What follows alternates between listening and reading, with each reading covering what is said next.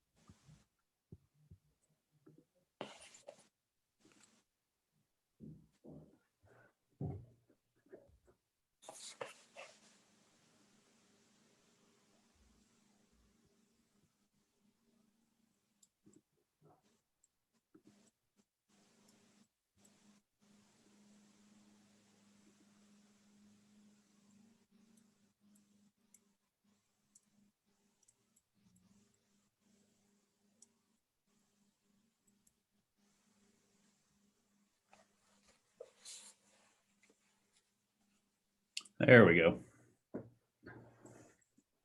Okay, Okay. Nancy, we're good. All right. We've returned from executive session, and I would like to make a motion to approve the minutes for July 28th, 31st, August 11th, and August 18th. So moved. May I have a second? I'll second. Could you call the vote, please, Mr. Geisfeld? Mrs. Moore, Aye. Mrs. McKenna, Aye. Mrs. Trent, Aye. Mr. McKenzie, Aye. and Mrs. Drees. Aye, thank you. And now we move on to the communication to the board. We'd like to start off with Dr. Imhoff.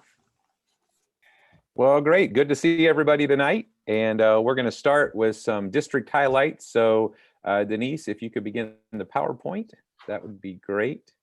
I think Denise is driving.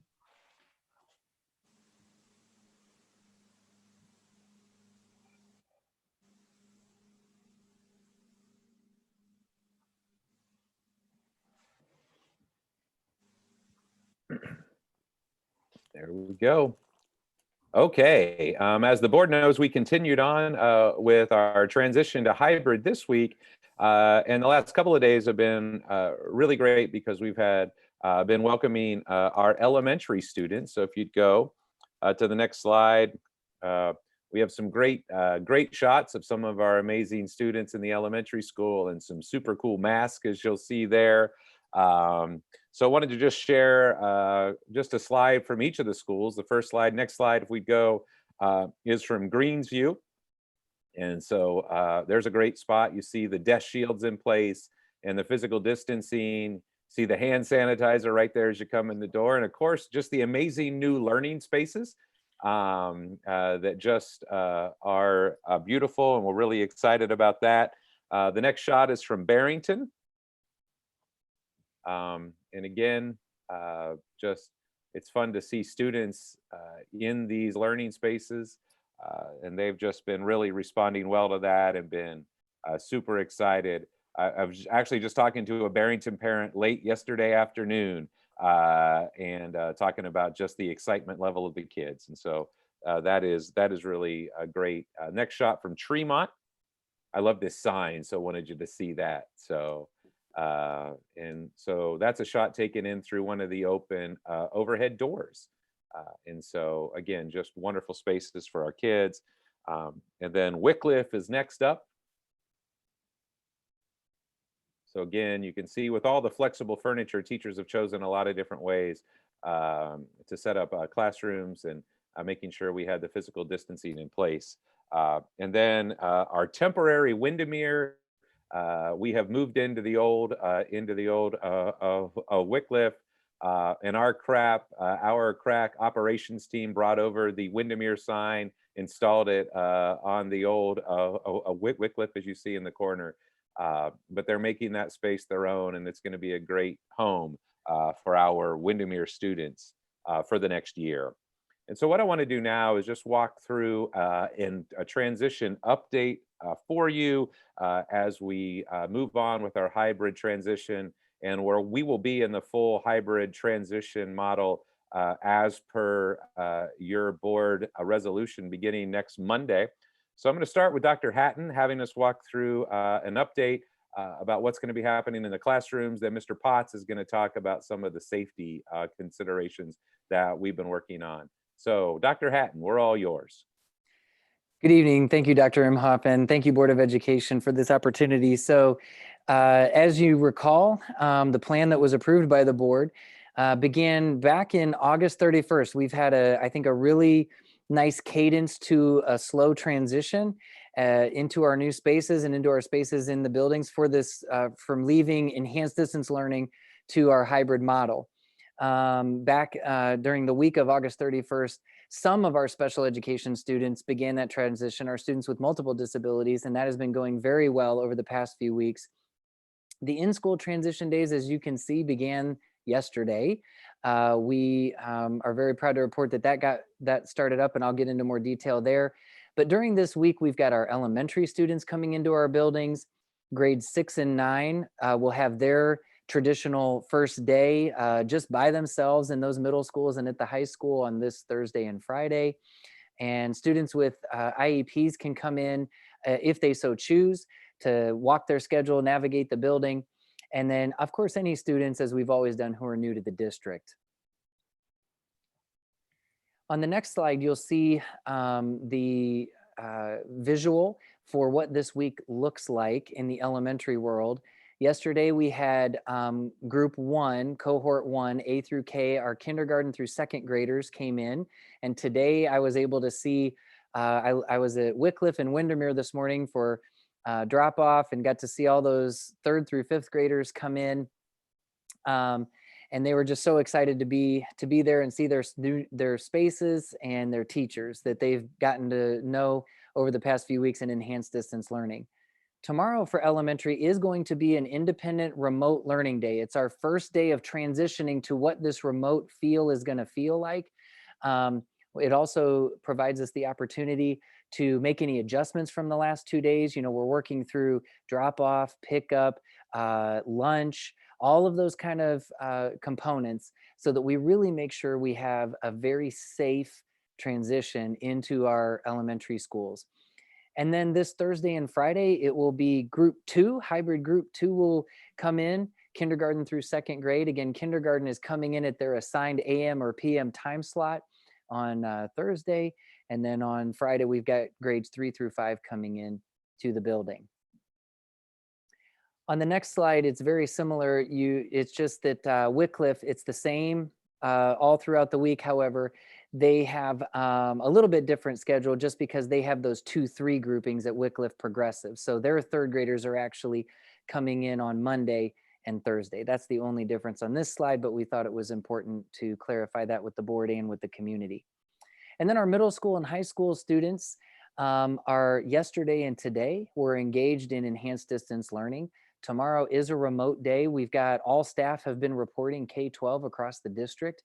And tomorrow is that day that the principals will be able to walk through all of those safety protocols, the hallway patterns, how lunch is going to look, all of those components, again, to make sure we have as safe transition as possible into our schools. So this Thursday, group 1 will come in grades 6 through 9. And in the middle school specifically, we will have, that will be a remote learning day. It's kind of all hands on deck because we do have some 6th graders that have 7th and 8th grade courses. So they'll get to walk their entire schedule. We are not just doing the 4 classes.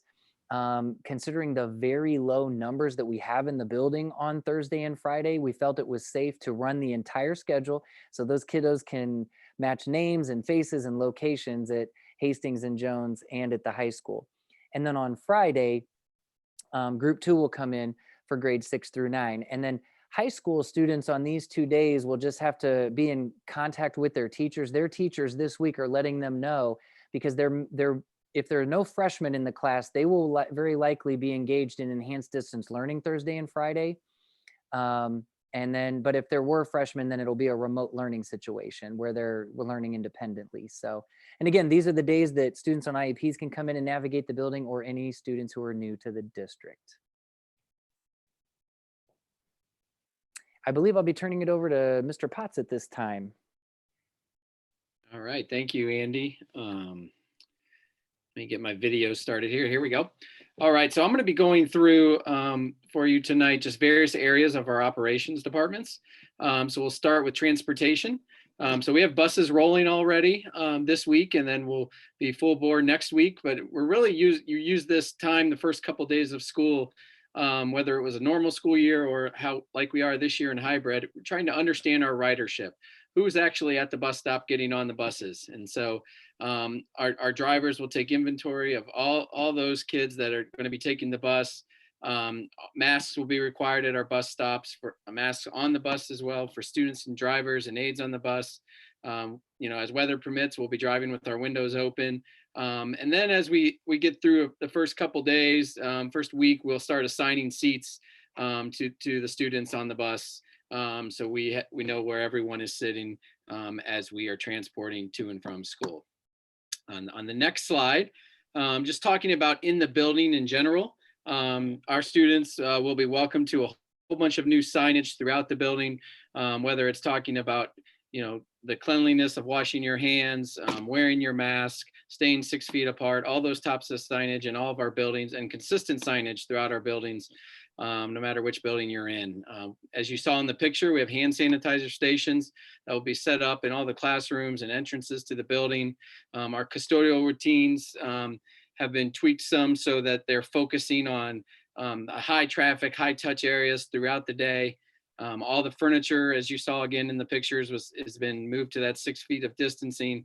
And then, really, a lot of credit to our principals and our secretaries and everyone who has worked hard on putting routines together for entering school, transitioning during the day, and leaving school. Our entire, not just our certified, but our classified staff has worked really hard, whether they are a custodian, secretary, bus driver, maintenance worker, in getting all the safety protocols in place here for the start of school. In the nutritional services department, you probably saw some emails that went out talking about pre-ordering your meals.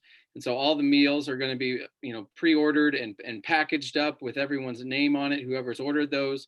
Those will be delivered to our classrooms at the elementary level, and then at the middle school and high school level, delivered, to a pickup point within all three of those schools. Hand washing and cleaning routines will take place during the lunch period. We have placemats in place, so trash can easily be wrapped up, thrown away quickly, and then put in the garbage bag that will be set in the hallway to be removed from the room quickly. And that's all part of our food allergy protocols. And a really special thank you to our food allergy committee in the district, both teachers, parents, and administrators that met a few times here in the last couple months to try to put together proper protocols to keep everyone safe while having lunch in the classroom. As I said earlier, we'll be frequently sanitizing all of our high traffic areas, including our restrooms, and then deep cleaning all the classrooms and common spaces every evening. And so taking all the necessary precautions, but again, ready to shift and adjust as necessary as we see things that need to be done as we start experiencing kids back in school. So Mrs. Dries, we're going to transition here to Online Academy. I just wanted to pause here as we move away from hybrid to see if anyone had any questions for either Andy or Chris. I had a question for Chris.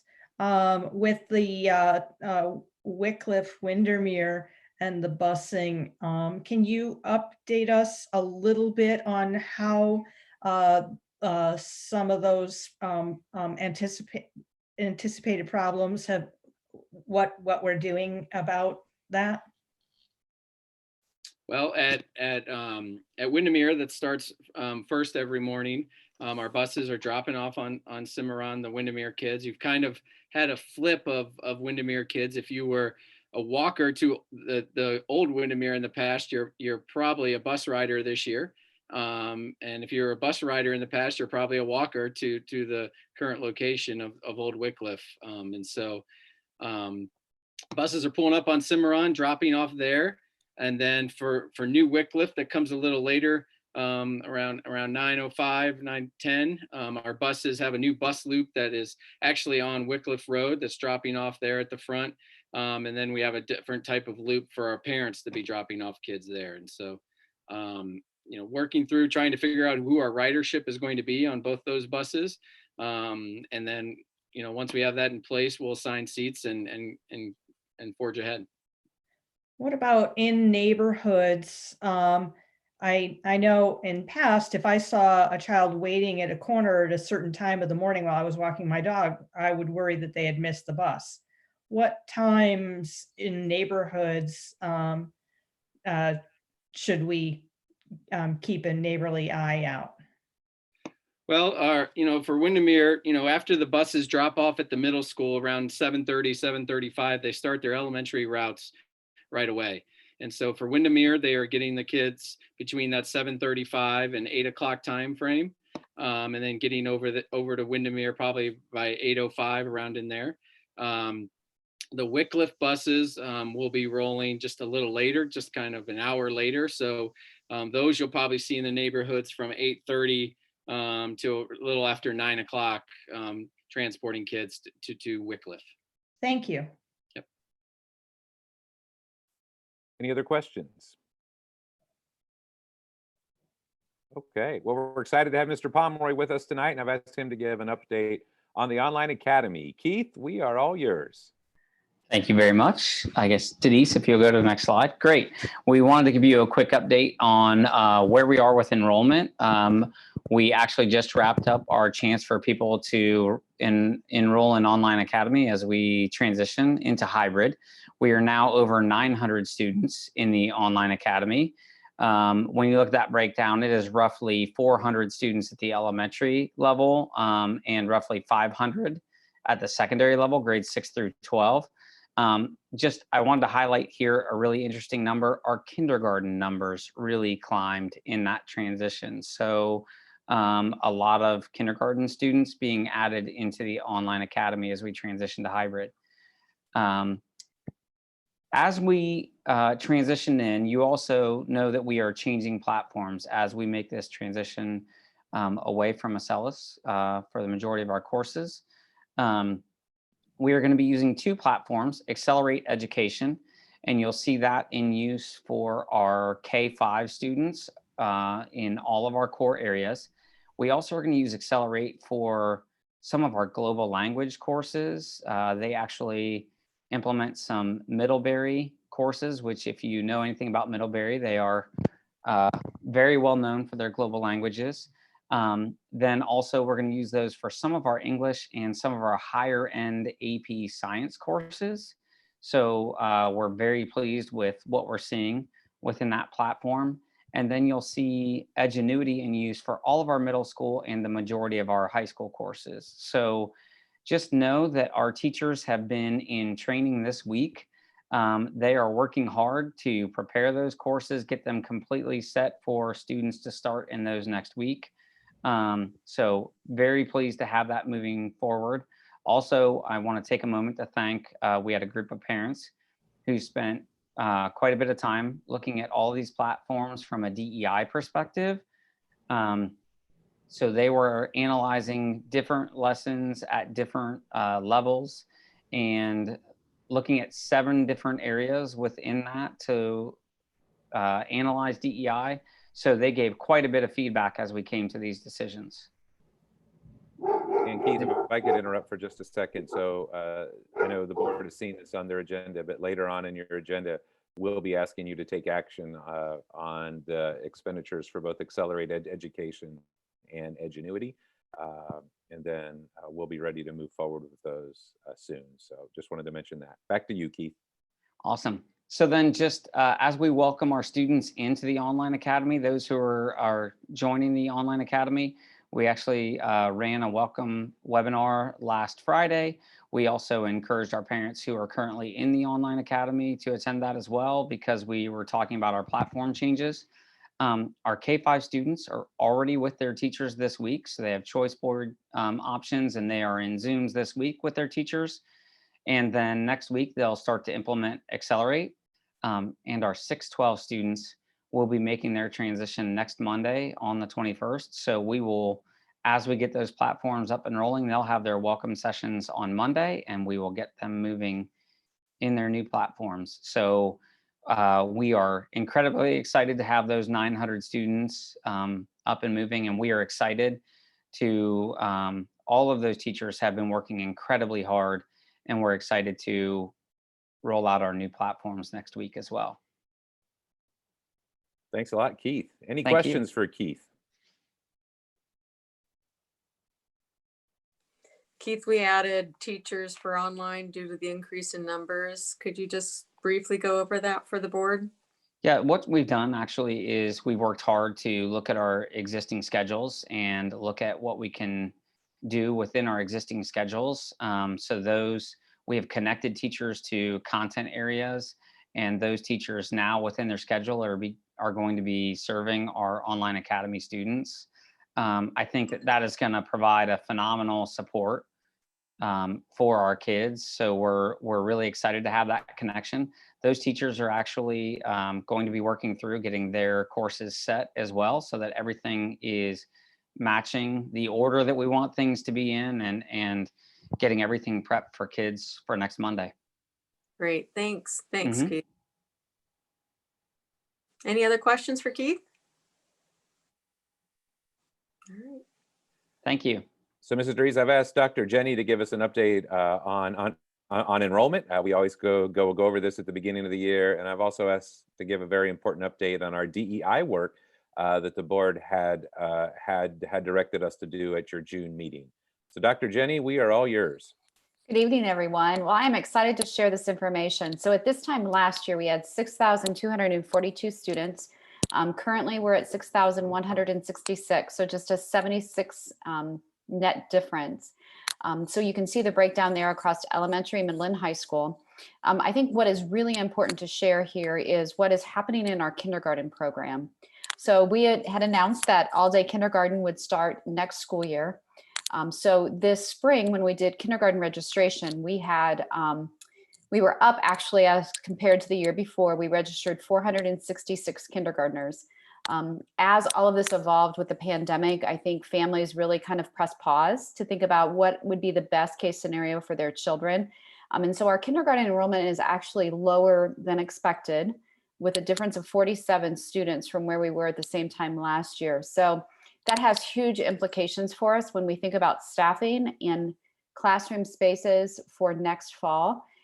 When we open the all-day kindergarten program, I do think we'll see a larger class size entering as kindergartners. So I think this is something that we're just going to continue to talk more about and evolve and plan for as we begin even to start thinking now about next school year. On the next slide then, shifting Hey, Kathy, gears. Yeah. one thing, I just wanted you, if you could back up a slide, I'm sorry. And could you talk a minute, again, in general terms, I didn't tell you I was going to ask you to do this, so I apologize, but talk in general terms too about, so we're experiencing a bump next year because of people who have delayed for a year, but we're expecting another bump as well. And Kathy knows what I'm talking about. I think it'd be good for the board to hear that if you don't mind. Yeah, so historically, because of half-day kindergarten and in our community, there are opportunities for children to attend all day in other locations. What we historically see is a pretty significant increase between a cohort group from when they're kindergartners to first graders. And you probably recall there's been years where we've added sections of first grade at Greensview because they had a huge increase of the number of enrollees in first grade. So we believe both things will happen. So this number currently at 408 kindergartners, we anticipate that that will increase in first grade as well as the increase in the number of students coming in as new kindergartners. Any other questions Kathy. about enrollment? Okay. Well, then the next topic on the agenda is one that we're all very, excited about the progress that we're seeing and our plan for adding our equity advisory board, as well as our hiring of an executive director for diversity, equity, and inclusion. So as we know with Upper Arlington, when we ask for volunteers, we get experts in the field, whether it was our financial advisory group and now with our equity advisory board. We just have an amazing group of community members, students, and staff who have come forward to be a part of this group.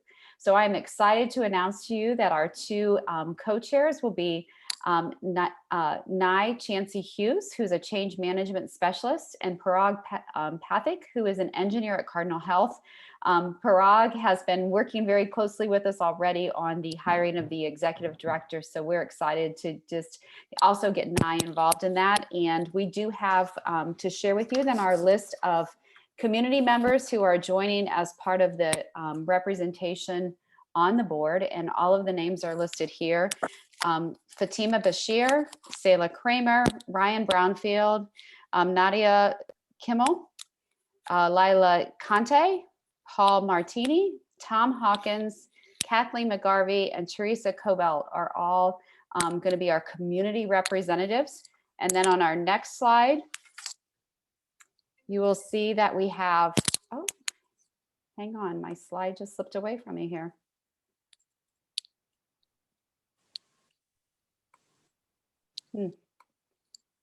I just lost the vision on the slide. So on the next slide, I believe we have listed our students. Our students. We do not include last names because they are students in our high school. So Anne and Salone are all sophomores at Upper Arlington High School. Ray is a junior and Josephine is a senior. So we were purposeful in selecting from multiple grade levels so we can begin to get a rotation. And eventually we also want to add in students from our middle school as well. And then Cindy Tang, who is a recent graduate, we did add the category of recent graduate because we feel that voice of having graduated from Upper Arlington and then are, serving in college. And those of you who know Cindy, she's an incredible young lady. So we are super excited about her joining us on that group. And then finally, on the next slide, both Nancy and Lori from the board will be our representatives on the committee, along with Paul and I. And then from our staff, we have three great teachers.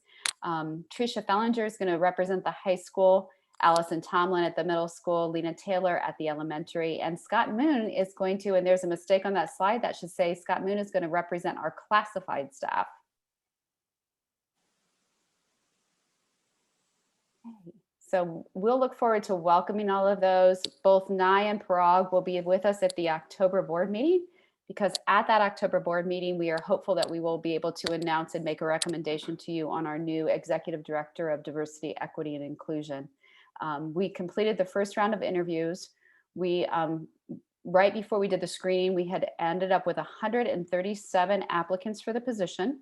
Our first round of interviews included 5 candidates.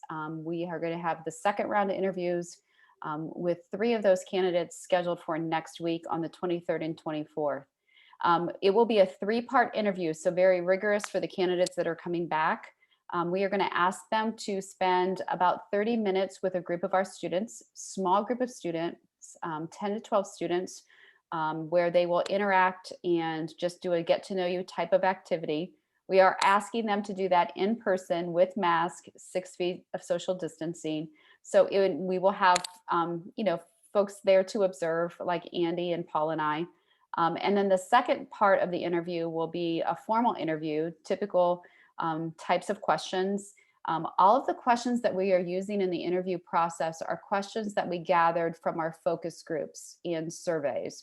So when we did our focus groups and collected data on surveys on Google, we asked people to give us, if you could ask a candidate one question, what would it be? And then what would be the answer to that question? So those are the types of questions that we are building into the process to make sure that we're having that community voice as a part of it. So the interview will be done on Zoom with the members of our Equity Advisory Board. And then finally, we are going to ask each candidate to work with us and to basically present a community webinar so we can gather feedback from a larger group of our community We will be asking everyone who weighed in on the survey and on the focus groups to help spread the word on participating in the webinar. So that is going to be a really exciting time and a real opportunity to see each of the candidates in a variety of settings. So I think that process will yield us the strongest candidate, and really looking forward to bringing you a recommendation in October. Thank you, Kathy. Okay. Any questions for Kathy? I have a quick question on the student, I forget what it said, the student groups or whatever. Are they all age levels, and are they different from the kids that are on the committee itself? So the students who are on the committee will be part of the formal interview, and then we'll Okay. be working with pulling together students from our Ambassadors of Change group from the high school to create the small group that will work with the candidates face to face. Okay, so all high school, no middle school or elementary interaction? Yeah. Right, okay.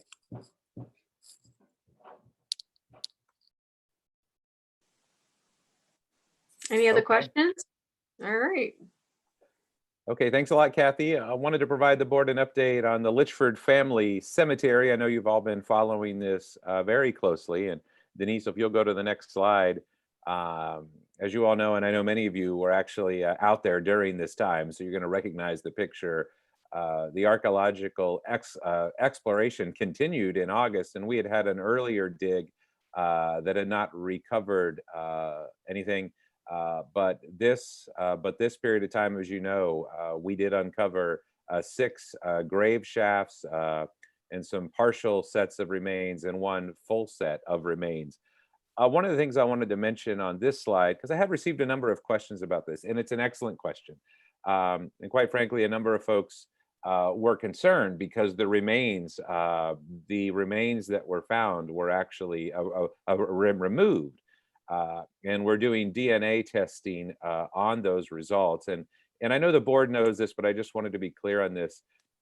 We actually worked with a descendant of the Litchford family who was on site with us. And so the decision to remove the remains was a decision made by the Litchford family. We felt it was very important that the descendants make that call and not us. And so we're moving forward with DNA testing. And if you'll move to the next slide, we are really excited because we're uncovering more and more members of the Litchford family. And so we're going to be working with all of the descendants of the family we have identified. And as the board knows, and you've asked us to do, there will be a historical display in the new high school that will honor the history of the Litchford family.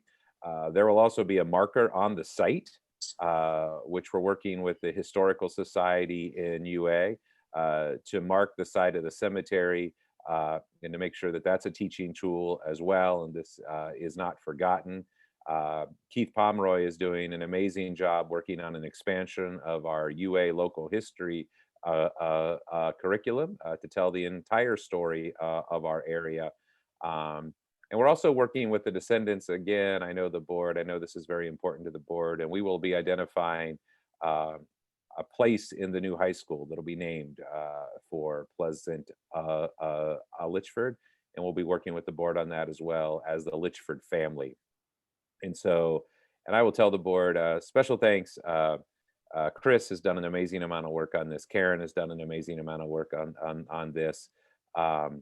But the Litchford family and the descendants, they have just been great to work with. And this has been an emotional time, clearly. But we just so appreciate them coming alongside of us and sharing how they would like us to proceed. I know as a board, it's been very important to you, rightfully so, that the Litchford family is making these choices. And so they have been very generous with their time as they tell us how they would like to move forward. And we will continue to work with them on all aspects of this. And so I'll pause there to see if anyone has any questions about the Litchford Family Cemetery.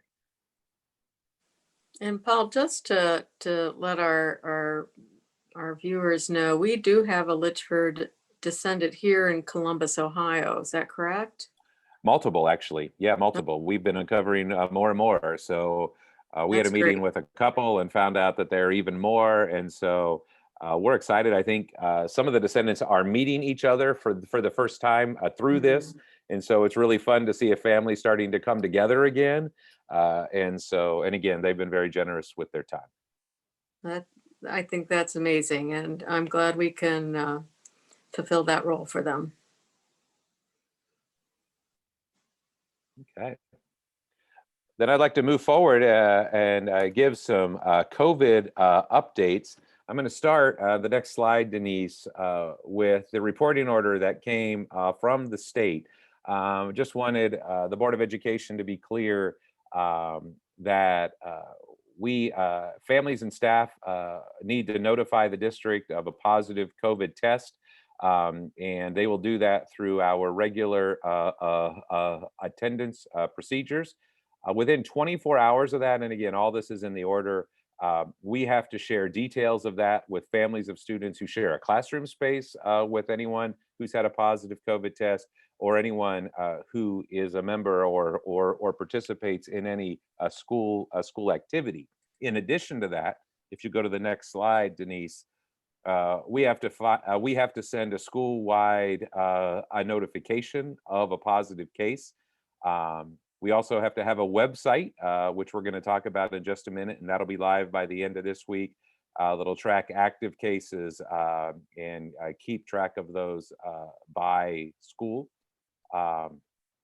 And the health departments are going to report cases for each school district weekly to the Ohio Department of Health, and the Ohio Department of Health is also going to publish data by each school district.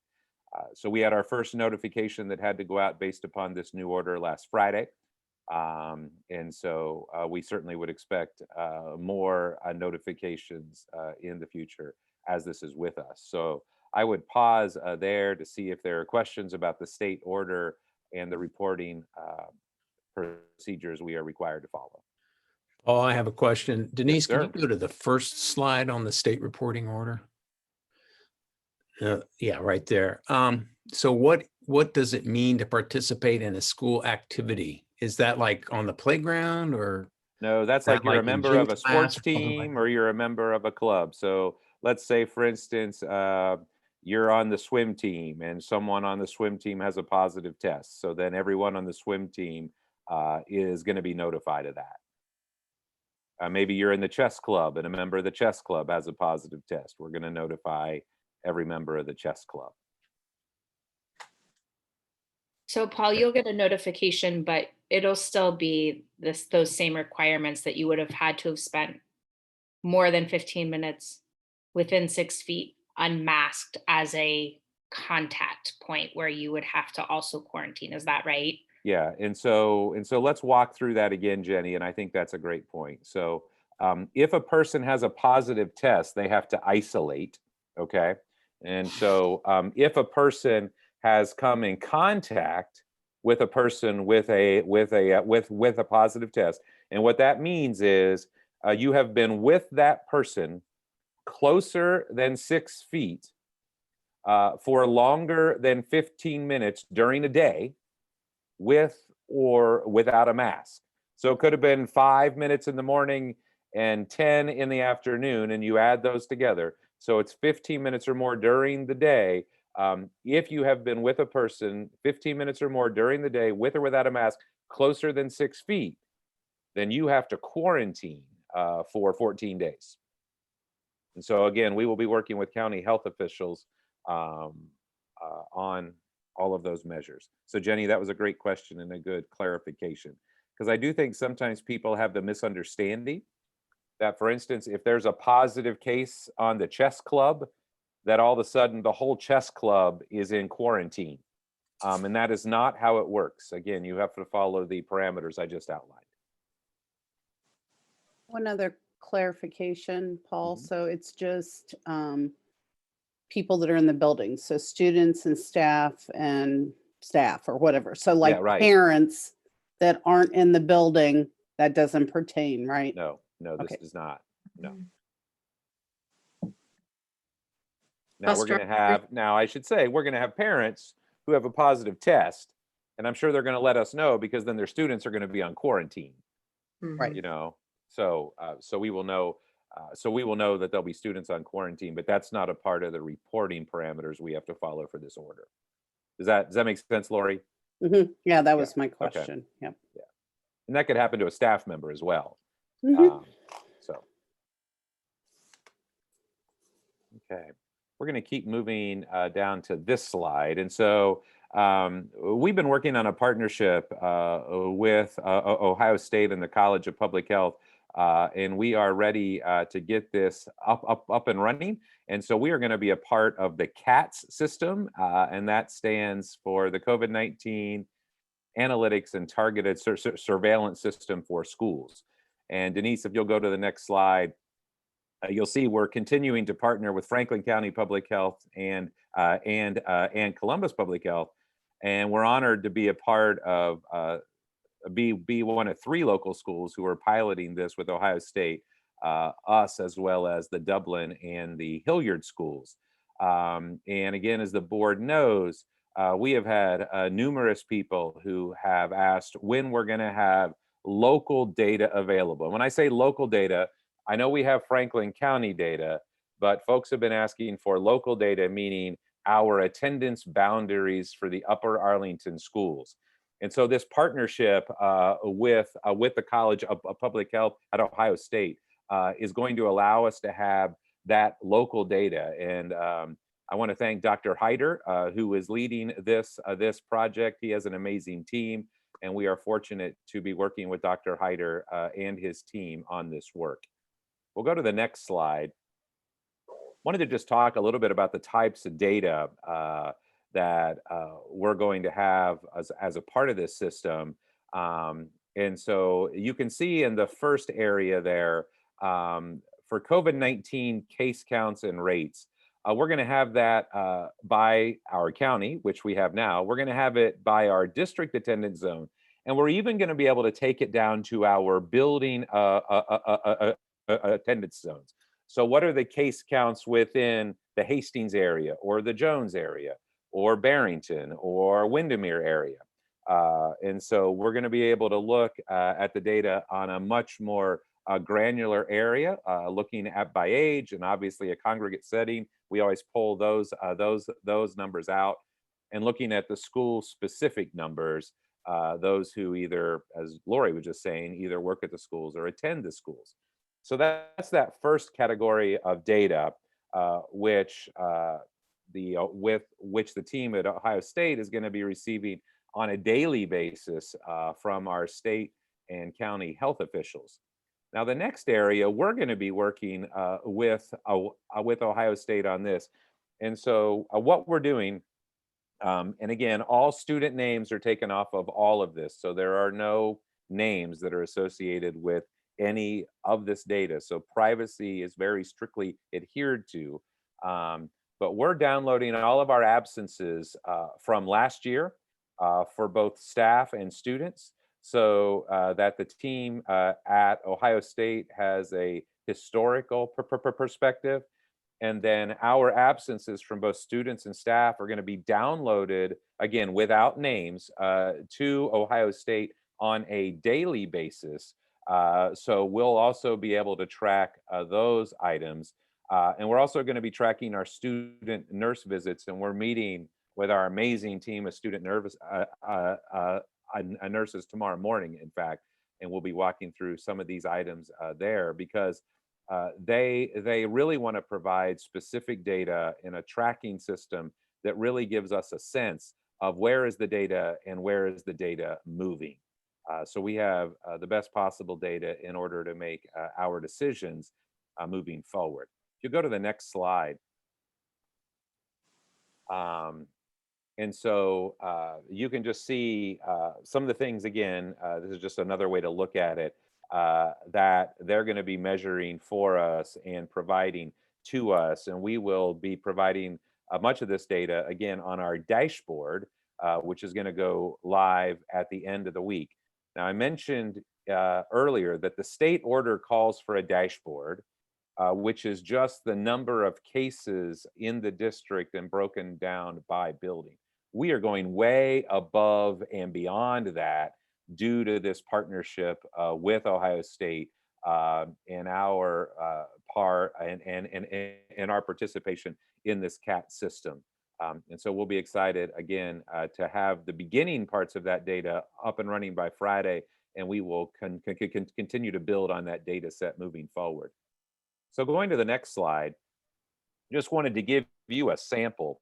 I know, as the board knows, one of the things that the health officials look at is a 2-week rolling case rate per 100,000 people. And the health officials want that to be under 100 per 100,000.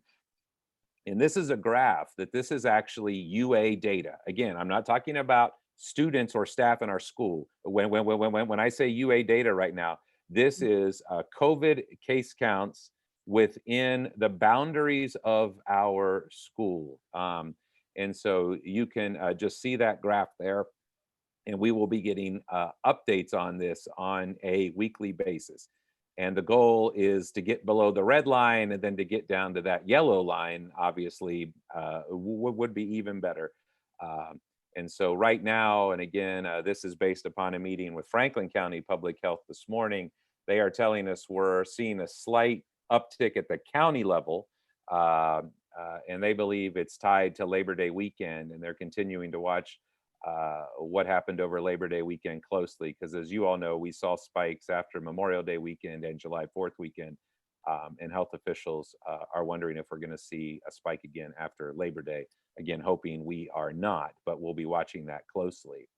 And so this all leads to the question, what do we do with all of that data? How do we analyze the data? And most importantly, how do we make choices about when to make moves between our different pathways?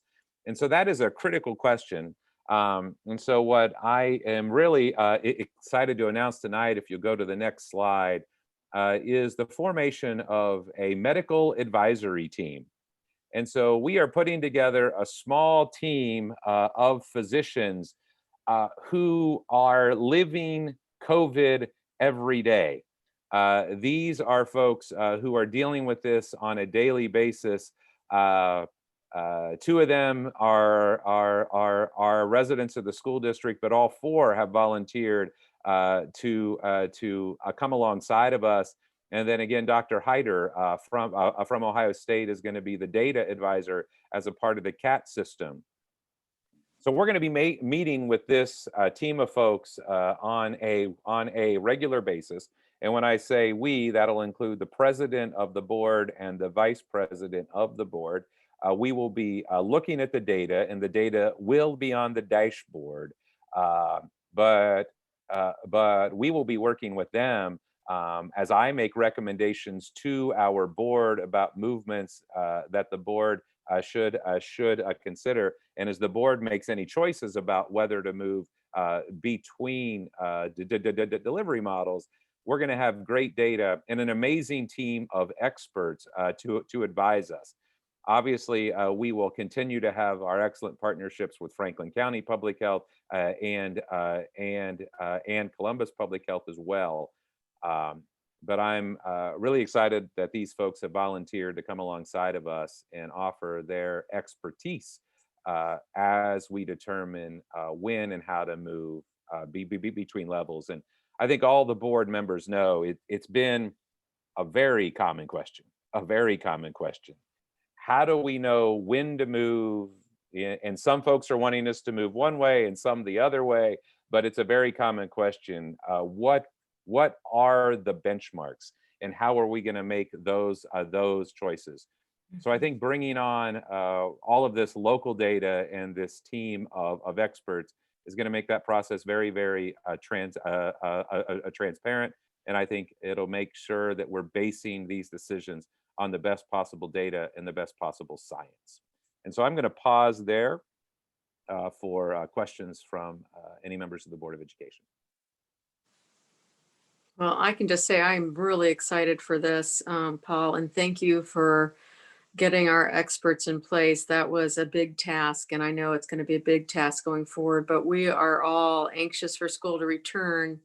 And having these 2 extra points of scientific information, both from an expert, but also from a zip code and district level, will certainly help us make a more informed decision. So I'm thrilled that we have that opportunity. I'm thrilled that we have these experts that will help us in those decisions. And thank you, Paul. I really can't say enough for getting that team together. I appreciate your efforts there. And I just have to say that this is an amazing group of people, and you can imagine how busy they are Right. dealing with this. And as I reached out to them, really none of them hesitated. They said, anything I can do for the schools and the kids, I am in. And that says a lot about the kind of people that these Mhm. folks are. Any questions from the board? Great, thank you so much. And when will the first meeting start with them? We're going to get together early next week. So we want to get up and running. We're going to have our first round of data on Friday, and then we want to get them together and start our regular meetings. So that'll be Great. happening soon. And I'll be in Great. touch, Nancy and Scott, Okay, for those meetings. Thank you. great, thank you. That's the end of my report. Oh, that was a lot. Do we have board policies or did we cover all that? Okay, we did. Yep. Okay, well, we are going to move on to public participation. I understand we have, is it 6, Mr. Geisfeld?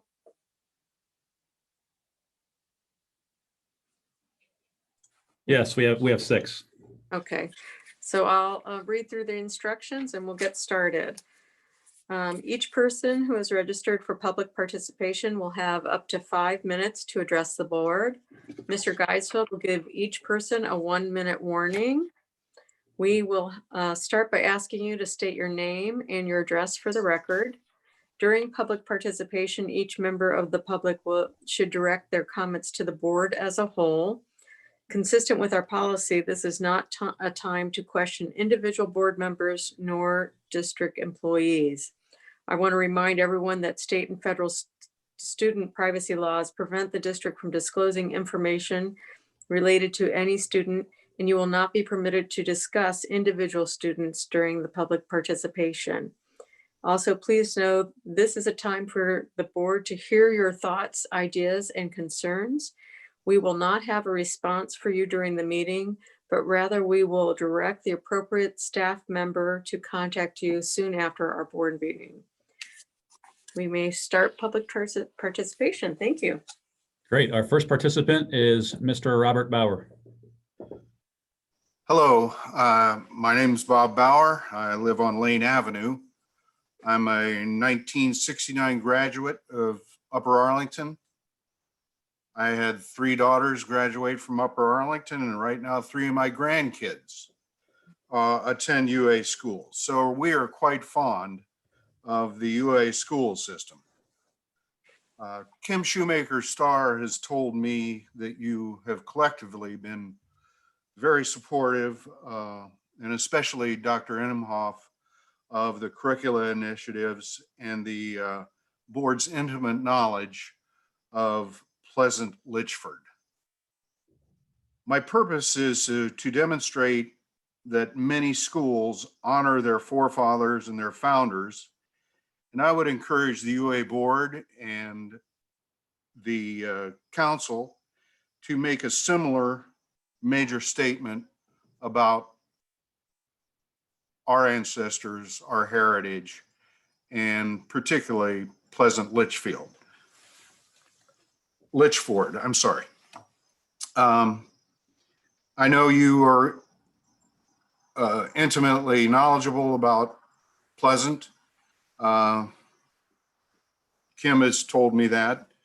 As you know, he bought the land that is now the school, St. Agatha, Northern Park, Tremont Center. And he bought that from James and John Legg in 1833. His Black Law bond was paid by William Neal. And during his lifetime, he established schools on his estate and was one of the founders of the Second Baptist Church. The Underground Railroad ran through Pleasant's estate to get to the river, to get further on down to the Depp estate. So it is interesting. I'm going to discuss the naming of schools in Central Ohio. I'll spare you the naming of schools in Cleveland and Cincinnati because that's even more so devoted to founders. But it's interesting that the majority of these men operated in the same time during the 19th century as Pleasant did. I'll start in close with Dublin Kaufman, which was is a namesake of Fletcher Kaufman, who was a large landowner in Dublin in 1860. Lincoln High School in Gahanna, obviously named after our 16th president. Whitehall Yearling, named after Jacob Yearling and his son George Lewis Yearling. That was in 1850. Thomas Worthington High School, our 6th governor of the state of Ohio. Worthington Kilbourne, named for George Kilbourne, founder of Worthington in 1825. Rutherford B. Hayes High School in Delaware.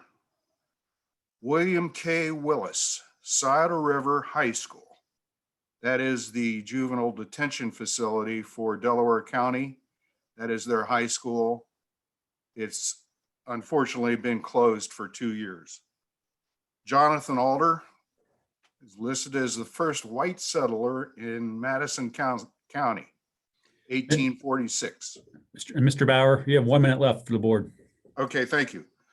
Johnstown Monroe, Watkins Memorial, Ralph C. Starkey High School, Bishop Hartley, Bishop Reedy, St. Charles Prep, Bishop Watterson, and Hilliard Darby, which is named after the Indian chief of the Wyandotte Indians in 1814. My purpose,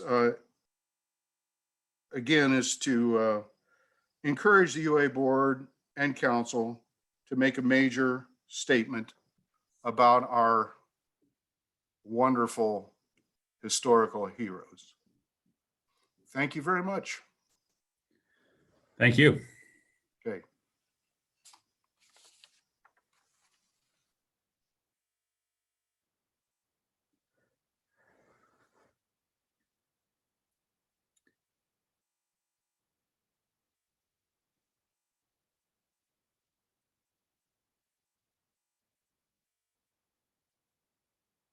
Our next speaker will be Mrs. LeBlanc.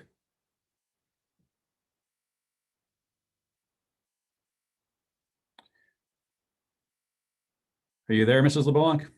Oh, still connected. Hello. Yep, you are on with the board. Hello, my name is Pandy LeBlanc. I'm here with my fiance, Vincent Icavetta.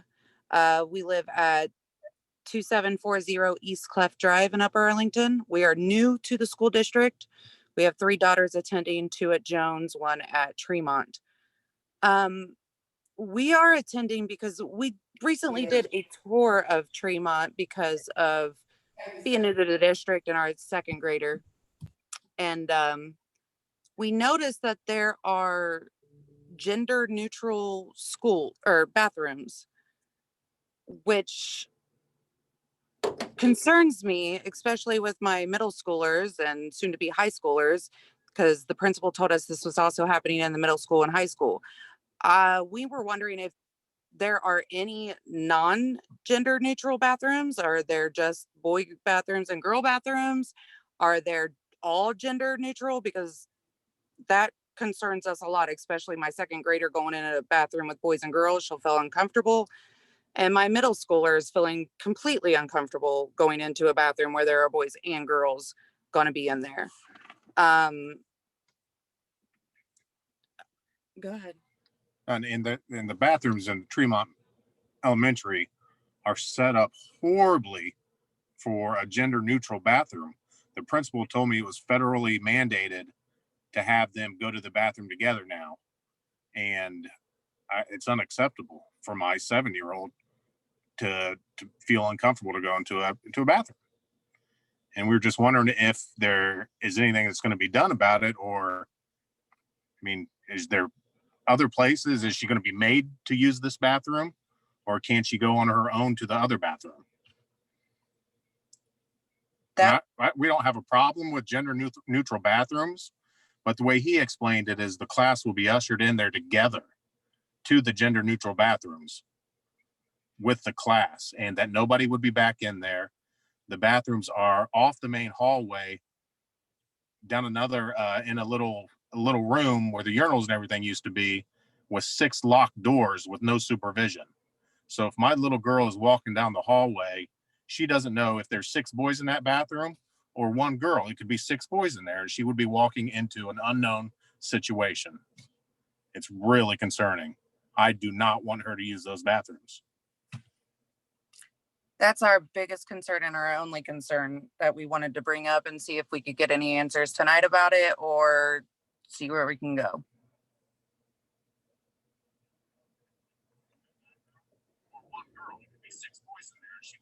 Thank you for your comments. As Mrs. Drees mentioned earlier, this is a chance for you to share with the board, and then the board does not answer questions during this time, but they will take your comments and take your comments and go from there. Tonight about it, or all right. Well, I guess. How do we get answers on that, though?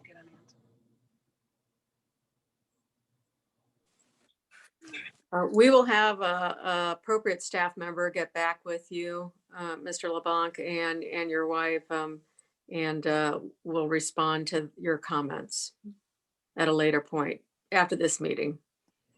All right. Thank you. Thank you.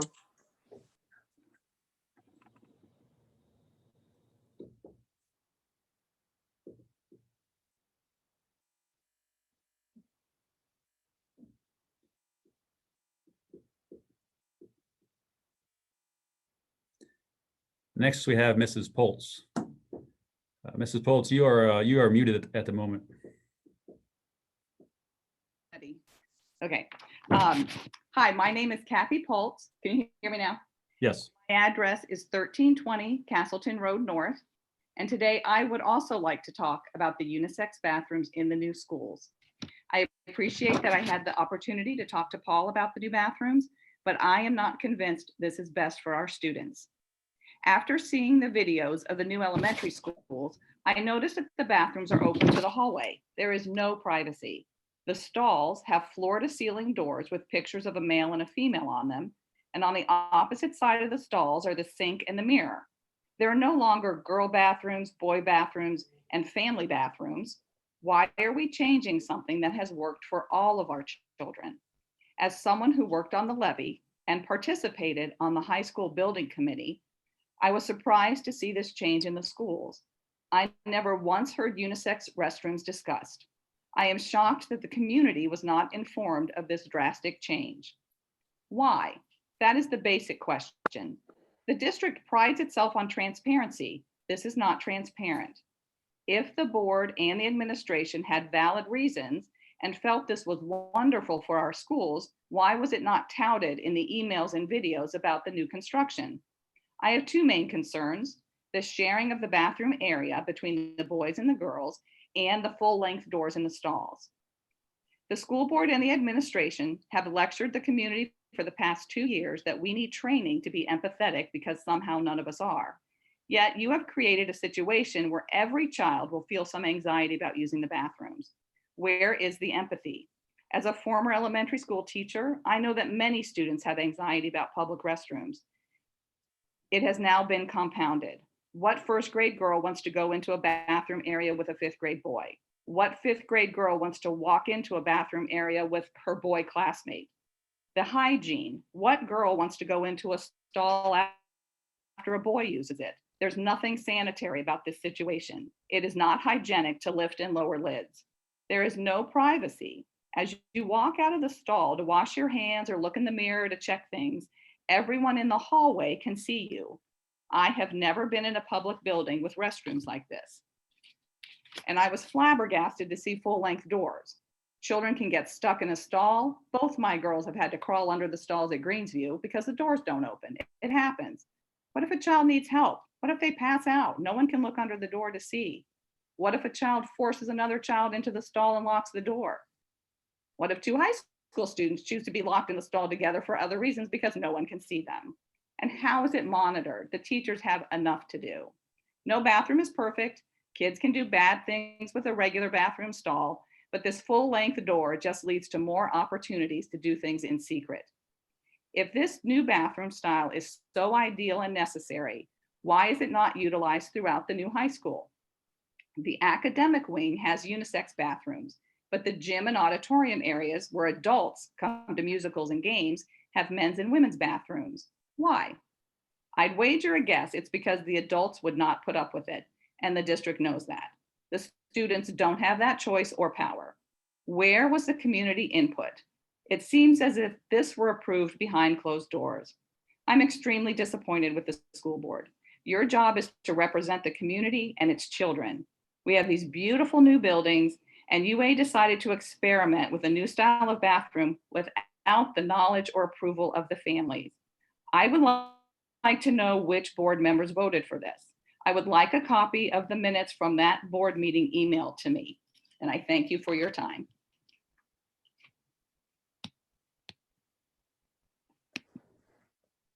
All right. Our next person is Mrs. Sauter. Hi there. Hi there. You're on with the board.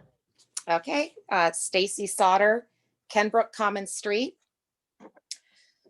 Those of you that know me know that I have never complained to the school board or to our superintendent. I've always had faith and believed that you would always do what is in all of our children's best interest. But after last night, I am not so sure. Last night was my breaking point in being patient and hoping you all will do what is right for all of our children. What the superintendent and our school board are doing by keeping our children largely out of the school building is causing permanent harm and is beyond inconsolable.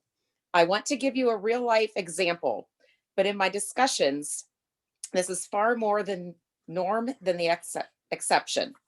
My son, who is a junior at Up Arlington High School, has ADHD.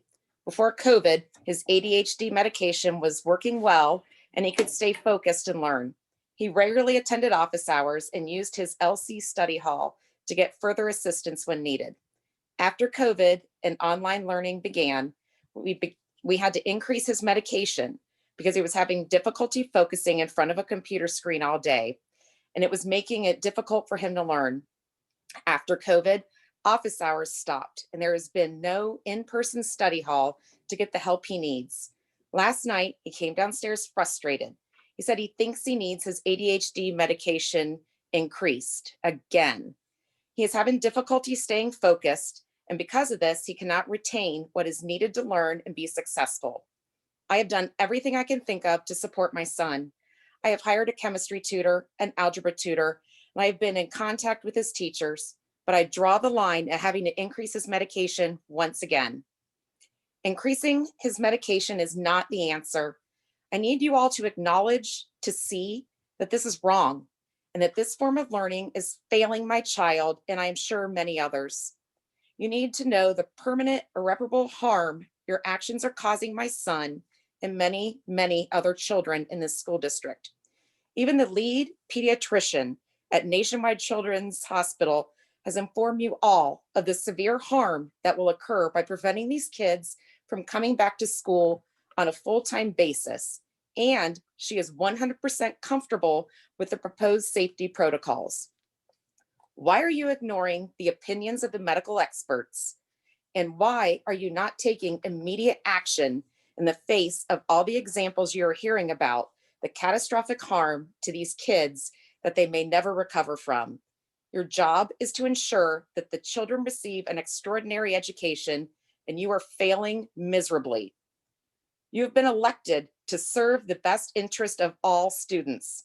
It appears you are only taking into account a minuscule risk to their overall safety that COVID poses and disregarding the many clear threats that this distance learning has thrust into their lives.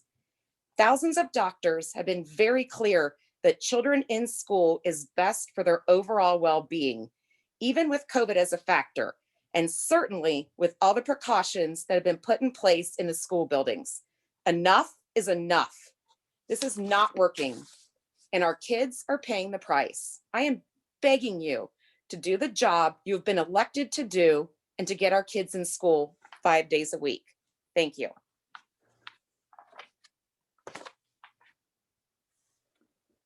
Thank you.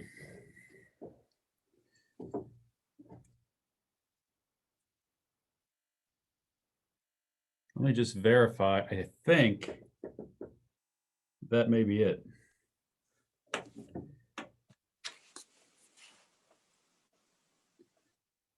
Denise, am I correct? Yes, that's all who have signed up. Yes. Okay. All right, thank you, Mr. Geisfeld. We'll give you a minute here, and we're going to turn it over to you for the treasurer's update. All right.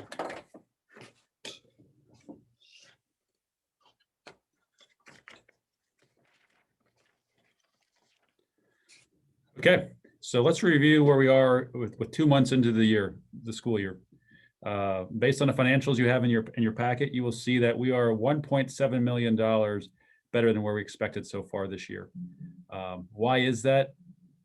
This goes back to the conversation we had several months ago, and how the county auditor has delayed or gave the option to delay your payments, tax payments, by about a month. And since that did, since we were not sure how that would play out in the future, whereas we have past years experience to figure out when people pay by month. However, that delay, we were not sure what that was going to cause. So what you'll see is we actually estimated a little bit less than what's been expected so far. We will know for sure where we end up here at the end of this month, because the final settlement, which normally happens at the end of August, will happen at the end of September. So now we'll know at the end of September if the revenue over the 3 months for tax purposes came in where we expected it to be or not. Every year we have a little fluctuation between what we receive in July, what we receive in August, but now once you throw a third month in there of July, August, and September, we are working with kind of our best guess with that. But as I mentioned, we'll know for sure where we stand, should be by the end of this month. So my next update to you will let you know for sure where property taxes came in and how revenue stands. On the expenditure side, you can see that we were about $342,000 better than forecast. A large part of that is due to timing. As most of you know, we have a school employees retirement system payment due every September. It's called the surge surcharge. In past years, we paid that in August. This year, we paid it in September. So therefore, we budgeted for it in August, but didn't pay it till September. So that'll be a wash by the end of next month. Supplies and materials are $88,000 better. And I can tell you why we're trying. First, let me step back and say we estimate our expenditures by basically the percentages we spent the previous year. So last year, if we spent 10% of our budget in supplies and benefits in August, that's what we budget for the next year. What you'll see here is we have changed our purchasing procedures at the very beginning of the year, whereas we don't want to buy a whole year's worth of supplies until we really see where we are in this with the pandemic. So what we're doing is we're holding back on some purchases. We are waiting for quarterly or 6-month orders versus doing full year orders to really see how that plays out, which is why we're tracking better right now. Assuming things continue where we are, I would imagine that throughout the year, you will see that we will catch up to what we had budgeted for, just spending at a different monthly level than in past years. But by the end of the year, we expect to be, at least as of now, what we had budgeted for. And then other objects, you'll see that we are actually $87,000 worse. Once again, that's due to timing also. Last year we made our insurance payments in September. This year we made them in August. So once again, a timing. So what you'll see next month is we budgeted more in expenses next month, thinking we'd make that payment, but just due to the timing, we paid it in August instead. So overall, we feel good where we are in the second month of the fiscal year. But as you've heard me say all these years, is the first 2 or 3 months, you expect fluctuations, and really it takes at least through the first really 4 months or so to really figure out how we're tracking, et cetera. And don't forget, this year's just different because we the change in to enhance distance learning, and then to a hybrid, and then to wherever we will be over this next several months and years is different than we've ever had before. So kind of like last year, towards the end of last year, how our expenses changed from previous 5 or 6 years because of the pandemic. We expect to see some of that fluctuation this time also. So we'll be kind of tracking it as we come. We'll share that with you and let you know where we could be tracking really well for 2 months, and then all of a sudden have to go ahead and purchase additional items that that we're not budgeted for, and that we have to go ahead and work through the budget through that process. But overall, we feel really good where we are in the first 2 months, and we'll go from there. Questions on the financials for that month? First 2 months? We did spend some time with the finance committee, reviewed those a little bit more in detail, and compared to what historical expenditures and revenue. And you will see that comparing things to last year is really hard right now because of not only the deferral of the tax receipts, but also the expenditures being slower because of where we are right now in this, I guess, with this pandemic. So the next item then is just talk about a couple of agenda items for you of what we have going on right now. I will say that the insurance rates that you're approving this year, the good news is we were actually able to hold our insurance premiums steady for next year, which we feel good about. One of the things that we've done over the last 2 years is implemented some changes to our insurance program regarding additional co-insurance and those types of items, which has paid off so far and has allowed us to go ahead and keep a no premium increase for this year. That's for medical and dental and vision are a multi-year contract, so we feel good there too on where that stands. You also will be approving annual transfers. Remember, these are transfers from the general fund to various other funds that we do annually. Usually it relates to some of the extracurriculars. That is for you to approve. No changes from last year. Last year, if you remember, at the end of the year, we did some advances to the funds that had negative balances from the general fund, mostly grant funds that had not received their reimbursement yet.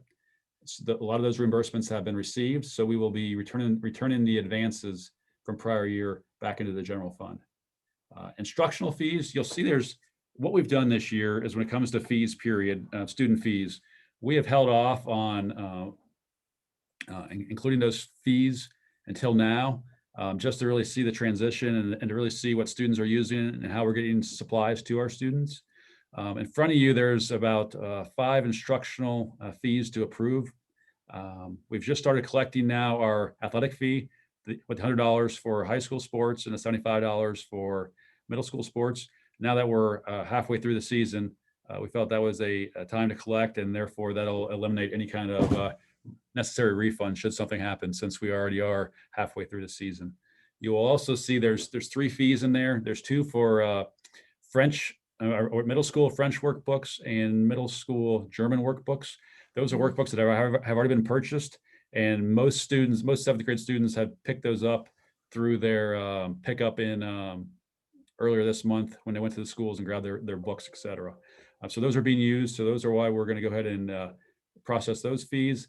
And then finally, the elementary fee. The elementary fee of $25, that will be also asked for your approval, as we have purchased workbooks and other math resources that students are using now as they do their math, and also as they come into school when it comes to art, etc.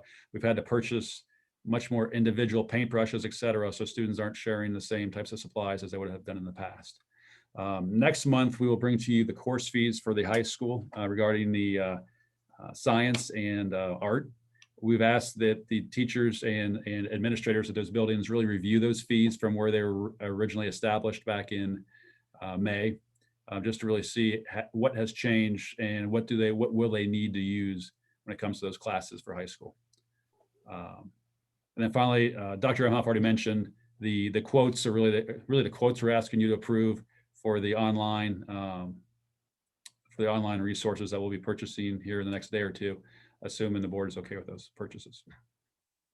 So with that said, that is all my items regarding the agenda. So I'll turn it over to Mr. Potts now to review where we are on the building projects. Great, thanks. Thanks for giving us the opportunity to provide the construction update. I want to welcome Mike Hilton from Turner Construction, our owner's rep. He is on as well, and we're gonna tag team this presentation tonight. So if you can go to the next slide, Denise. Very, very excited to get students back into school and to see the new Greensview, Tremont, Wycliffe, and the Barrington addition. You know, just seeing the faces of kids these first couple days enter their new spaces has been really rewarding, and we're excited to have all those new spaces open, on budget, and on schedule. I would encourage anyone who's watching to see the video tours that have been put together with the help of our principals and our fabulous communications department. And then, you know, in the future, we certainly are looking forward to having real grand openings and getting people into those buildings to see the amazing spaces. So big thank you to our community for helping making those spaces possible. On the next slide, see here, you're gonna be a picture of Barrington. I'm going to talk a little bit about Barrington, then turn it over to Mike. I should mention on the other buildings that we have opened, we are still doing some punch list items and still working through the site, the planting grass and landscaping materials. We purposely waited here till mid-September because it's growing season and we wanted the best opportunity for those things to take and thrive. So here you're looking at one of the connectors from the Barrington old edition to the new edition, which is a main pathway that students will be following as they work through the building from the new edition over to the cafeteria area. On the next slide, Denise, a picture of our media center here at Barrington. You can see the learning stairs there, the furniture in place, and you know, once we get students back in and work with our media center directors, we're excited to be able to utilize these spaces in the future.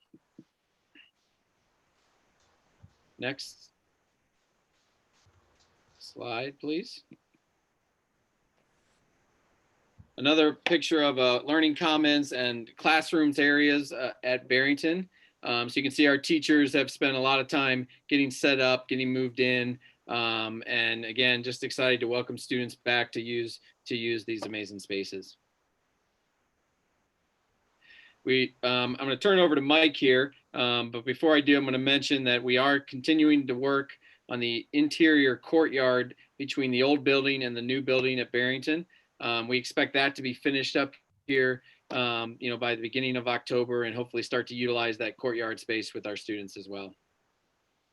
Thank you, Chris. So I just want to say that the demolition in the Barrington Elementary is going very well. We've opened up the corridor walls for the garage doors. And as you've seen from the previous slide, all the interior partitions have been demoed and removed from the building and made clear for partitions that are being built within the new spaces. So going very well. They are on schedule and things look good. What you're seeing in the corridor there is beams that are holding up the existing masonry and concrete structure, and that allows them to put steel beams across those garage door openings. So on the left is the temporary beams supporting the existing structure. On the right hand side is the completed structure where they've inserted the beams and the lintels. So that's future pictures. You'll see garage doors in those openings. So doing a great job. They're doing a great job. Next, please. So this is Windermere Elementary. This is a slide, believe it or not, that's only a couple weeks old. And since this slide was taken, the footers are complete and foundation walls are complete and probably 95% of the building. And they're starting to bring up new walls about scaffold height in the academic. So what Gilbane is accepted to do this in this project, because this, if you remember, this project obviously is similar to Wycliffe, is they're going to build the academic wing first. So that's, you know, you've heard me talk about sequence 2, 3, 4, and 5. That's that will be brought out of the ground, levels 1 and 2, and then they'll move into the gymnasium, the mechanical spaces, and the admin spaces. So steel has arrived on site, and will be they'll start setting steel in the coming 2 weeks. So again, thinking back, you know, to Windermere, I'm sorry, to Wycliffe schedule, this is a success. This is definitely a win-win going into the winter months. So this is going to be definitely a different project, seeing come out of the ground, and a very, very much successful project. I'll just add that on for Windermere, really a special thanks to Shannon Hemmelgarn, who's our media center director at Windermere.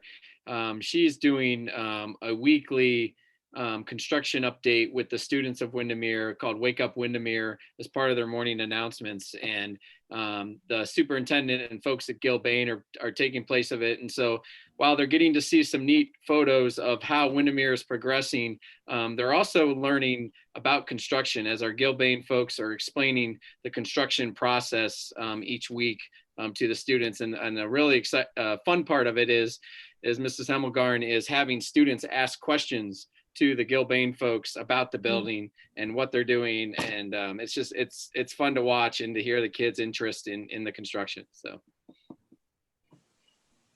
go on to the next photo. This is a photo of the high school. Rosilli's doing a great job on the building. The brick is almost complete on the exterior of the building. You see a lot of windows there. They're starting to put the window frames in place throughout the entire building in preparation of getting the building all buttoned up for the winter here. And so a lot of great progress being made on the exterior. On the interior, if you go to the next pictures, the interior here, this is a picture of the pool. Since this picture, they have already started to form the walls and the piping in the pool. It is completely dug out and making great progress on the natatorium of the building.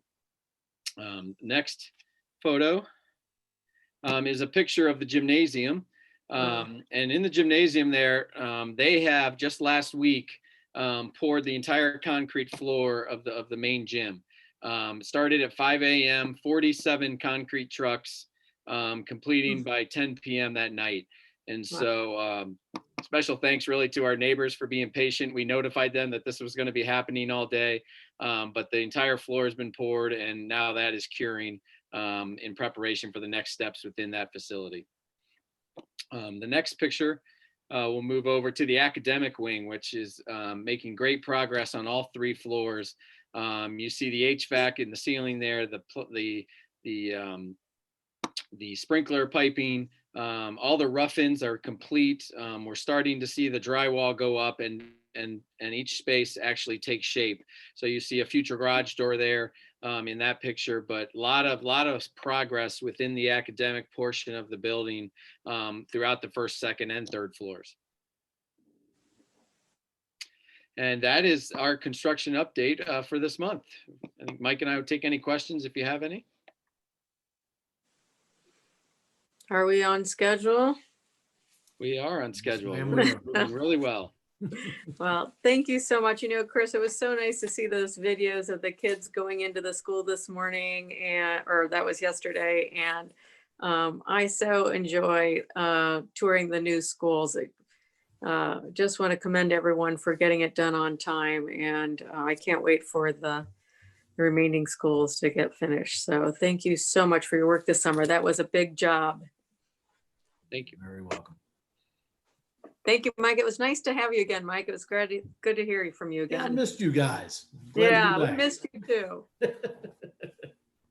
Mrs. Dries, Yes. we need to jump back into public participation. We had one person that got kind of caught in the process that's here now. So Okay, do I need to go through the instructions or have we reviewed that with Amanda? I've got it. Okay, thank you, she's Amanda. got, Okay, it's Carrie Colombo, and I'm on Elgin Road, 43221. In March, our country united in a shutdown to flatten the curve. That was 6 months ago. Since then, our preschools have opened, day camps and daycares have opened, sports are being played, restaurants and pools have opened, stores, malls, and post offices have opened. Today, everyone has the same data. We know who the virus attacks and harms, and we know how to protect those that are vulnerable. It is equally clear that school-aged children are at no greater risk of serious illness or death than from the seasonal flu. As a mother of 6 children in this district, I know how mangled our children's education is today. The technology is not consistent or stable. Children are missing class because they are getting kicked out of Zooms and they are not being let back in by their teachers. And if you have checked on any Zoom teaching, you will see there is a total degradation in efficacy using this medium. It is simply not even close to what you want it to be. This is not an equitable education for students. Despite my best efforts, my children's education is suffering. From my vantage point, I see a last-minute scramble getting prepared for a hybrid model in schools that are not ready for students. No communication from the parameters or plan for full-time in-person learning. These non-actions go against the recommendations for the American Academy of Pediatrics as well as the CDC. These are the 2 health or care organizations that matter the most in our current situation. The matter is quite simple. Neither the federal government or the state of Ohio, nor any of their respective agencies have prohibited the reopening of schools. It is simply illogical that teachers and students can frequent the same grocery stores, restaurants, and school sporting events, but they cannot frequent the same school 5 days a week. Our district's original plan had students back in full-time 5 days a week when we met the appropriate color code. In July, this plan was updated and 5 days a week has not been mentioned since. I want to know what criteria has to be met. What numbers do we need to see? We have already been told by doctors from Children's Hospital and Franklin County that children should be in school and can be with masks at a distance of 3 to 6 feet. The 3 zip codes that make up our district have seen an average of 2.3% infection rate, which, as you know, is lower than most of the state and lower than the recommended 5% by Franklin County Board of Health. This shows that even though people are coming and going from our neighborhoods, we continually maintain a level that warrants in-person school 5 days a week. We were a growing district. We spent hundreds of millions of dollars to build new schools and support our children. Parents have generously given money and their time to the Upper Arlington School District. The resources provided to UA are not matched by many other districts. Now families are pulling back, taking back donations, vowing not to support levies in the future because they have lost faith in our district. Sadly, a great number of families have pulled their students from UA schools and placed them into schools that can provide a full-time learning experience. Your weekly email video updates on how excited you are to have kids back in school are condescending, patronizing, and embarrassing. Hybrid learning is not a solution for students or for teachers that want to teach in person. The UA School Board has been unavailable for discussion. During the most difficult time in our 100-year history, school leadership and the board have failed to communicate and provide its constituents the transparency they deserve. We still have no idea what you are waiting for to reopen the schools to 5 days a week. Until it is safe is not an objective metric. Schools are never really safe. Kids get sick at school, kids get assaulted at school, and kids get bullied at school. I have provided personal parent letters to the board that contain substantial educational concerns. These concerns have been ignored in previous email communications by the superintendent and school board. Since we cannot get responses to the questions we have emailed, I think it's only fair and reasonable for me to ask for a response to the following questions. I would like a response before the next board meeting. 1, in order to make our schools safe for education, I would like to know what risks have been identified and the mitigation strategies that you have instituted to address these risks. 2, while we all understand that this is an ever-changing environment, the school board should always have had a transparent plan for students to have the option to return to school 5 days a week. The only plans we have seen for the online academy, distance learning, and hybrid. Why isn't there a plan to get our students back to school full-time? COVID is not going away. I am requesting a written plan to get students back in school 5 days a week. What is the criteria that needs to be met and what numbers do we need to see? Please be specific and be transparent.